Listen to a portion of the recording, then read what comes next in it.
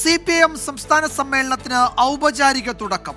സമ്മേളന നഗരിയായ കൊല്ലം ആശ്രമ മൈതാനത്ത് CPM കേന്ദ്ര കമ്മിറ്റി അംഗവും സംസ്ഥാന സമ്മേളന സംഘാടക സമിതി ചെയർമാനുമായ KN ബാലഗോപാൽ പതാക ഉയർത്തി. പ്രതിനിധി സമ്മേളനം നാളെ പോളിറ്റ് ബ്യൂറോ അംഗം പ്രകാശ് കാരാട്ട് ഉദ്ഘാടനം ചെയ്യും. നവകേരള രേഖ നാളെ മുഖ്യമന്ത്രി പ്രതിനിധി സമ്മേളനത്തിൽ അവതരിപ്പിക്കും. വയലാറിൽ നിന്നുള്ള ദീപശിഖാചാരിയും കൊടിമര പതാക ജാഥകളും ആശ്രമ മൈതാനത്ത് സംഗമിച്ചതോടെ CPM സംസ്ഥാന സമ്മേളനത്തിന്റെ ആരവമുയർന്നു.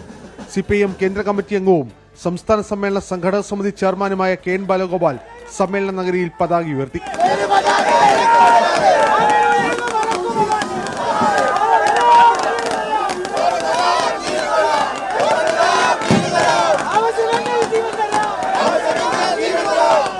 നാളെ പ്രതിനിധി സമ്മേളന നഗരിയായ കൊല്ലം ടൗൺ ഹാളിൽ സമ്മേളനത്തിന്റെ പതാക കേന്ദ്ര കമ്മിറ്റി അംഗം AK ബാലൻ ഉയർത്തും.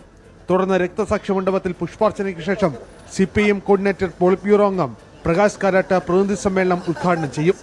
പ്രവർത്തന റിപ്പോർട്ടിന്മേലുള്ള അവതരണത്തിന് ശേഷം തുടർഭരണത്തിൽ തുടർച്ച ലക്ഷ്യമിട്ടുള്ള നവകേരള രേഖ CPM പോളിറ്റ് ബ്യൂറോ അംഗവും മുഖ്യമന്ത്രിയുമായ പിണറായി വിജയൻ അവതരിപ്പിക്കും. തുടർന്ന് 7-ന് പ്രവർത്തന റിപ്പോർട്ടിന്മേലുള്ള പൊതുചർച്ചയും നടക്കും. നവകേരള രേഖയിൽ 8-ാം തീയതിയാണ് ചർച്ച നടക്കുന്നത്. പ്രവർത്തന റിപ്പോർട്ടിന്മേലുള്ള ചർച്ചയ്ക്ക് 8-ന് പാർട്ടി സെക്രട്ടറി മറുപടി പറയും.